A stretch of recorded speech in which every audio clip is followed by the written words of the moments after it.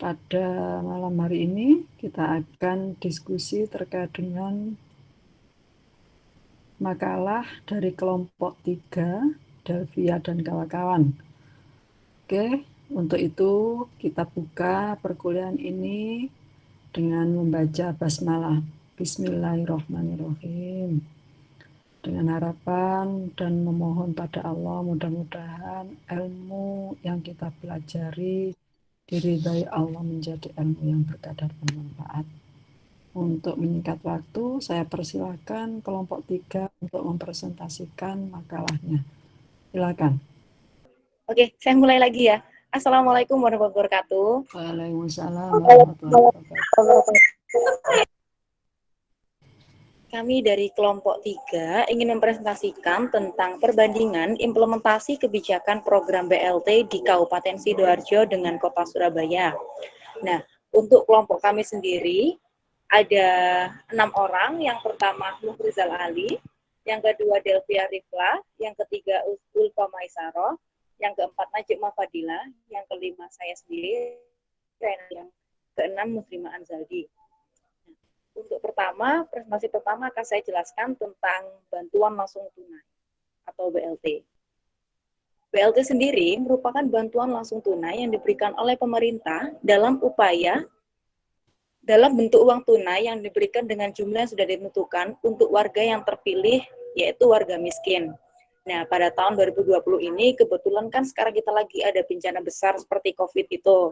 Nah, itu berpengaruh terhadap perekonomian kita. Nah, pemerintah sendiri itu membuat kebijakan untuk memberikan bantuan. Nah, sendiri itu namanya bantuan BLT. Nah, bantuan BLT ini diberikan untuk orang yang terdampak COVID, baik itu orang yang kehilangan pekerjaan, dirumahkan, terus ataupun orang-orang yang bisa dibilang kurang mampu juga sih. Nah, BLT ini diberikan secara uang tunai, baik itu 3 bulan sekali, terus bantuan pangan, jaminan kesehatan, dan pendidikan dengan target 3 tingkatan, yaitu warga hampir miskin, miskin, dan sangat miskin.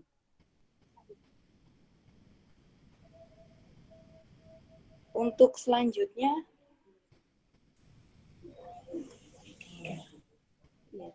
Mbak Rima. Ya, penerapan BLT di Kabupaten Surabaya. Di Kota Surabaya. Kota Surabaya memberikan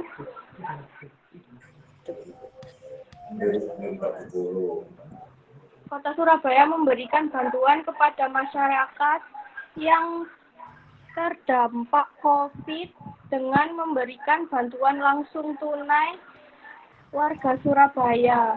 Yang menerima BLT di Surabaya ini sekitar 65.908 warga. Namun, dalam penerimaannya di Surabaya diberikan melalui kantor pos yang sudah dimulai dari pukul 7 sampai pukul 5 sore. Untuk slide selanjutnya bisa dijelaskan oleh Mbak Delvia. Mbak Delvia, saya persilakan.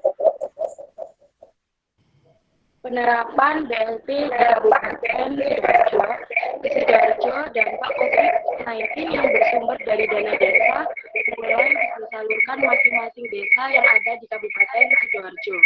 BLT bantuan langsung di materi yang tampak di desa Kecamatan Waru terdapat 80 orang penerima BLT dana desa tersebut. Mereka menerima uang tunai sebesar 600.000 selama 3 bulan. Untuk selanjutnya bisa dijelaskan oleh Mbak Maisa. Untuk Mbak Maisa saya persilahkan. Kebijakan bantuan langsung tunai atau BLT dana desa bagi warga terdampak COVID-19 yang hanya diberikan kepada masyarakat yang belum mendapat bantuan lainnya. Yang mendapat bantuan PKH atau program keluarga harapan, bantuan pangan, kartu prakerja, dan bantuan sosial non tunai tidak dapat menerima BLT dana desa BLT dan desa diberikan berupa uang tunai, baik diberikan langsung maupun melalui pengiriman lewat rekening bank. Baik, terima kasih. Selanjutnya bisa dijelaskan oleh Mbak Najma. Untuk metode pencairan BLT ini melalui PT Pos, warga yang dapat undangan dari PT Pos bisa mengambil bantuan BLT di pos terdekat. Pencarian data BLT disesuaikan dengan lokasi penerima bantuan. Undangan untuk mengambil bantuan langsung tunai itu dititipkan ke kelurahan oleh PT Pos, sehingga lebih gampang untuk menyebarkan undangan tersebut. Setelahnya, warga mendapat undangan pengambilannya langsung ke kantor pos terdekat. Dalam penerimaan tersebut, tetap mematuhi protokol kesehatan seperti memakai masker, berjaga jarak, mencuci tangan dengan hand sanitizer, atau mencuci tangan dengan sabun. Baik, terima kasih Mbak Najma. Untuk selanjutnya bisa dijelaskan oleh Mas Fahrizal Ali. Kepada Mas Fahrizal saya persilahkan.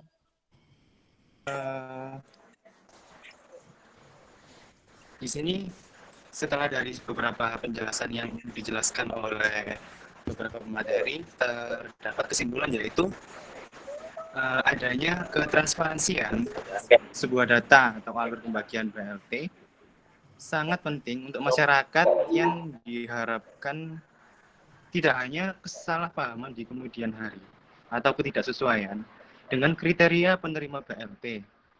Di Surabaya memang melibatkan masyarakat untuk melakukan pengecekan data. Ini adalah hal yang unik dari pemerintah Surabaya sehingga pengurus dengan masyarakat itu tahu yang pantas menerima bantuan dan yang sekiranya mampu. Lalu tujuannya adalah agar di kemudian hari tidak ada lagi bantuan yang tidak tepat sasaran atau bantuan ganda. Sedangkan di Sidoarjo itu belum sepenuhnya pengikutsertaan masyarakat awam atau penerima secara langsung dalam pengecekan data, atau yang di Surabaya tadi bisa dicek di kelurahan atau desa. Itu di Sidoarjo belum ada, dan data atau alur penerimaan BLT karena sesuai kebijakan pimpinan desa atau kelurahan hanya perangkat RT RW yang diikutsertakan saja, hingga terkadang terjadi perselisihan di kalangan warga. Demikian presentasi dari kami, mungkin ada yang bisa ditanyakan. Silakan. Mau tanya, Reina. Iya, Mbak Nada.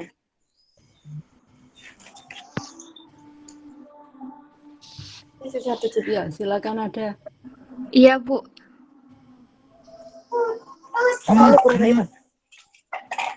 Jadi kan kalau bantuan langsung tunai yang diberikan selama pandemi COVID ini kan memang banyak gitu ya jenisnya ya. Nah, kira-kira dari kelompok yang presentasi ini, apakah ada bantuan langsung tunai lain selain yang disalurkan lewat PT Pos dan diberikan lewat kelurahan biasanya? Kan soalnya juga ada kan yang sekarang itu bantuan BPJS Ketenagakerjaan. Nah, itu ada lagi nggak selain itu?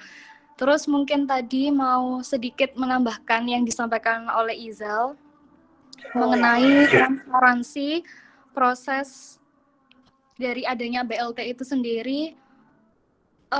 Setahu saya gitu, kalau untuk pihak yang terlibat dalam proses pelaksanaan bantuan langsung tunai itu sendiri, memang si penerima BLT itu diusahakan sebisa mungkin harus datang ke lokasi pengambilan.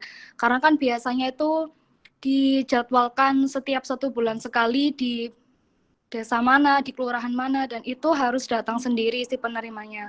Nah, jikalau semisal si penerima ini nggak bisa datang, itu bisa diwakilkan, tapi harus menyertakan KTP asli, KK asli si penerima bantuan langsung tunai itu, dan menyerahkan undangan yang sudah diberikan oleh pihak RT atau RW ataupun dari desa, begitu. Nah, tapi tadi Izal kan menyebutkan gitu ya, bahwa di Sidoarjo sendiri itu masih belum bisa ngecek secara langsung. Nah, itu ngecek secara langsungnya tuh lewat apa gitu.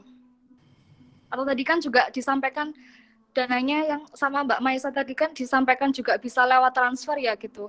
Nah, setahu saya kalau yang BLT tunai ini itu diserahkannya secara tunai, tidak lewat transfer gitu. Terima kasih Reina.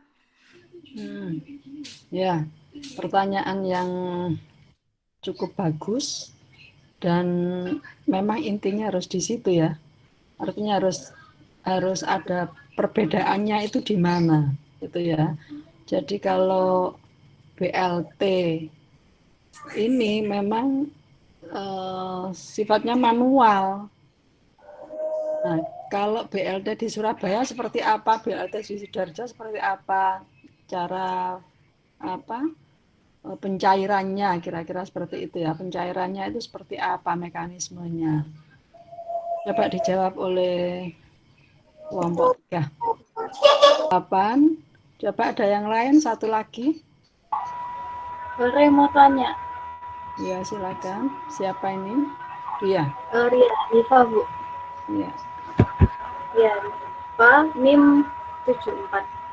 Tadi kan sudah dijelaskan untuk kendala di penerimaan BLT di Sidoarjo kan pengecekan datanya. Kita belum bisa ngecek datanya. Nah, selain itu kendalanya apalagi? Mungkin dari petugas mungkin dari penyalurannya atau seperti apa. Soalnya tadi kan kalau dijelaskan sama Isa di kesimpulan kan kita kendalanya dari pengecekan datanya karena tidak semua aparat atau perangkat desa itu ikut BLI-nya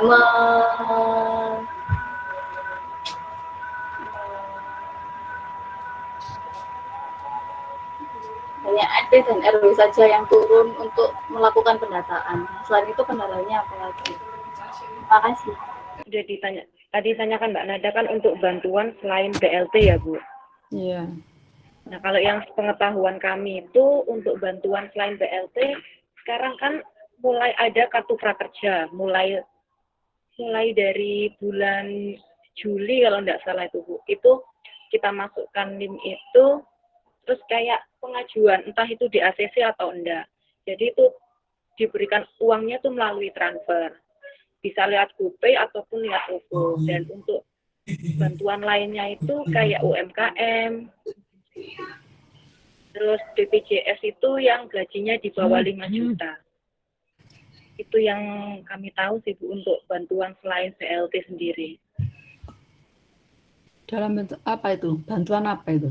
Cuma 3 itu yang ditransfer melalui rekening itu. Nah, ini yang ditanyakan oleh Mbak Nada tadi. Kalau BLT itu ditransfer atau dikasihkan langsung?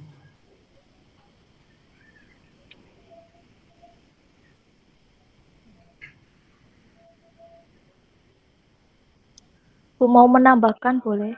Iya, silakan. Menurut saya itu kalau BLT orang miskin itu dikasihkan secara langsung melalui desa-desa yang 600 dibagi jadi 3 tahapan. Nah, kalau yang BLT dari BPJS Ketenagakerjaan itu ditransfer langsung melalui rekening orangnya, Bu. Gitu yang saya tahu. Jadi ada dua mekanisme. Ya, benar itu Bu yang disampaikan sama Mbak Iva. Jadi memang masing-masing penyalur dana bantuan sampai penerima itu memang ada beberapa mekanisme. Jadi bisa lewat transfer atau secara langsung bantuan tunai yang langsung disalurkan kepada penerima. Kalau yang BPJS Ketenagakerjaan itu memang langsung disalurkan lewat rekening masing-masing. Jadi kan kita setiap bulan kan selalu bayar iuran kan Bu. Nah, dulu waktu ada awal informasi itu, jadi setiap si yang pemilik BPJS Ketenagakerjaan ini harus mengisi data, ya NIK, terus informasi rekening, gitu. Nah, kalau setahu saya teman-teman ya, selain kartu prakerja itu, ada lagi sekarang itu bantuan untuk UMKM, dan itu dananya cukup lumayan besar Bu, sekitar 2 juta sekian. Iya, betul. Nah, itu juga penyampaiannya secara transfer, tapi ke rekening BRI kalau nggak salah. Jadi si penerima ini harus buka rekening BRI dulu biar bisa menerima bantuan dananya. Ini juga termasuk dalam kategori BLT. Nah, itu tadi sebenarnya saya mau tanyakan gitu, Bu. Soalnya itu sudah ada yang nerima gitu. Orang-orang di kantor itu kan ada yang punya usaha dan itu sudah terima, sudah masuk dananya bulan kemarin itu, Bu. Sekitar 2 juta berapa gitu. Iya, betul. Mau Itu menambahkan, iya, itu termasuk BLT ya? iya Kayaknya Bu, BLT yang UMKM itu dari oh, Presiden itu sudah masuk di desa juga kok. Pihak pemerintah desa sudah menanyakan para pedagang-pedagang kecil nanti bisa buat modal UMKM-nya. oke. Nah, iya Sekitar benar. 2 juta benar. Di desa kalau bantuan selama COVID ini ada beberapa bantuan. Ada namanya BLT Kementerian Sosial langsung dari kementerian, ada yang namanya BST dari Kemensos, bantuan sosial tunai dari kementerian, ada BLT dana desa. Kalau untuk yang desa, untuk kelurahan ada BLT DAU, kemudian ada JSP jaringan sosial pengaman dari provinsi, kemudian juga ada bantuan dari Pemkab itu sebesar 200.000 yang awalnya sembako terus dirubah menjadi 200.000. Yang JSP 3 kali sudah diterima, itu jumlahnya juga 300.000. Kemudian ada BPNT, ini ada tambahan transferan rekening yang masuk ke masing-masing rekening. Sebetulnya sebelum COVID mereka sudah menerima bantuan, itu baik dari pusat APBN ataupun dari daerah APBD. Kemudian juga ada PKH. Kemudian untuk BEPUM atau yang bantuan UMKM tadi sebesar 2.400.000, itu ada yang pengajuan melalui desa, ada juga yang pengajuan melalui mandiri langsung ke dinas koperasi, atau melalui paguyuban seperti Mekar, terus kemudian melalui koperasi wanita, itu bisa, karena itu yang lebih prioritas. Kemudian juga saya nambahi ada kalau di pendidikan itu ada bantuan beasiswa dari Kemendikbud untuk yang terdampak COVID. Jadi sempat kemarin ada warga saya yang bahkan kuliahnya di UNESA digratiskan secara total oleh Kemendikbud untuk semester kemarin karena bantuan COVID, tapi dengan mekanisme survei melalui fit call di mengetahui kondisi rumahnya dan keluarganya.